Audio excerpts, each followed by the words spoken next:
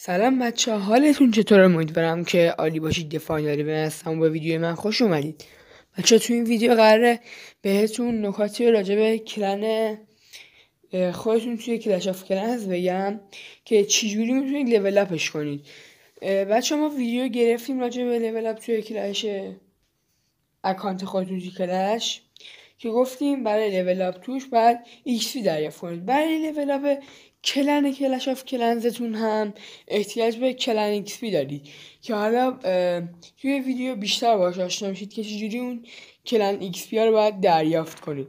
خب بچه‌ها قبل اینکه بریم سراغ ویدیو حتما چند ثانیه وقت بذارید چنل من سابسکرایب کنید، ویدیومو لایک کنید، با این دو کار بزرگترین حمایت هم من میکنید و زنگوله نوتیفیکیشن و بغل سابسکرایب رو هم بزنید تا هر وقت من ویدیو گذاشتم اولین نفری باشید که ازش مطلع میشید. بریم سراغ ویدیو. لیتس گو. براتون بیشتر راجع به کلن ایکس پی و لول اپ توی کلش آف کلنز اطلاعات بدم. خب اینجا راحت تر هستش بچه. برای اینجا اول میبینیم که من الان برای اینکه کلنم از 6 بره به 7 و هر سطح هم یه چیزایی میده بهتون، یه مثلا مزیت هایی میده. اینجا توی کلن 7 زمان انتظار درخواست اهدا تغییر میکنه، در دقیقه سریعتر میشه. احتمالا غنیمت اضافی میده 20% از پاداش جنگ و اینجور چیزا. حالا بچه ها من 4349 تا واسه این جمع کردم و 4500 تا میخواد. کلا فکر کنم 51 میخواد برای اینکه سطحش 7 شه و اینکه همین 51 ایکس میخواد. حالا این ایکس رو چجوری باید به دست بیاریم بچه ها؟ وقتی بازی قبلی میاد، دقیقا حالا من نمیدونم چه زمانهایی میاد، الان هستش. اینجوری شما چالش هاشو دان کنید و انجام بدید. وقتی کلن شما به این زیر 3000 تا مدال میرسه، هر کدوم از این چالش های مدالی میره 150 تا. کل کلن باید میتونن برن تا به اون 3000 تا برسه. حتما نمیخواد یه نفر بره. اونجا سمت راست پایین زده که 20 تا کلن ایکس پی. این علامت کلن ایکس پیه.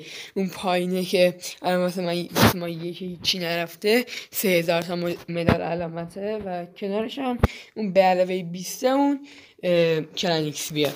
و این یک راهش. دو اینکه وقتی فصل تموم میشه یه دونه چیزایی میاد، یه جنگ قبیله‌ای میاد، یا جنگ قبیله‌ای عادی رو میتونید برید، یا این جنگ قبیله‌ای، یا این جنگ قبیله‌ای که در پایان هر فصل میاد. مثلا 5 روز 13 ساعت دیگه الان میاد وقتی این ویدیو رو من دارم میگیرم.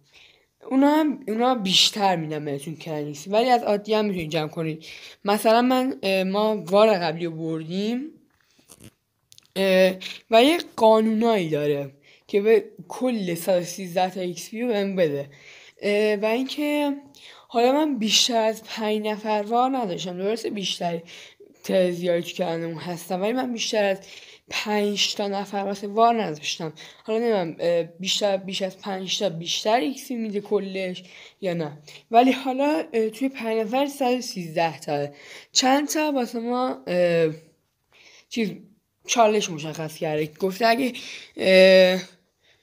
پایگاه دشمن مثلا واسه شکستشون 28 تا کامل ما داده از 28 ایکس پی. گفته 6 تا داره بگیرید، 10 تا مثبت اینجا داده.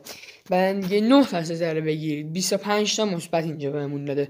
و برای بردن جنگ هم 50 تا مثبت ایکس پی. بچه‌ها این ایکس پی های کلن اصلا منفی نداره و اینکه همش مثبته. همین دیگه. و این سراح بودش. وقتی اون لیگ جنگالم میبرید که در پایان فصله، اونا همین جوری به همین ترتیبی چالش هایی داره که اونا رو داون کنید، طبق اونا بهتون ایکس پی میده و یه حدی هم داره، بیشتر از اون نمیده. خب بچه ها ممنون که تا اینجا ویدیوی من دیدید. امیدوارم که این ویدیو به درتون خورده باشه و تونسته باشید ازش استفاده کنید. و تا ویدیو بعدی، خدا نگهدار.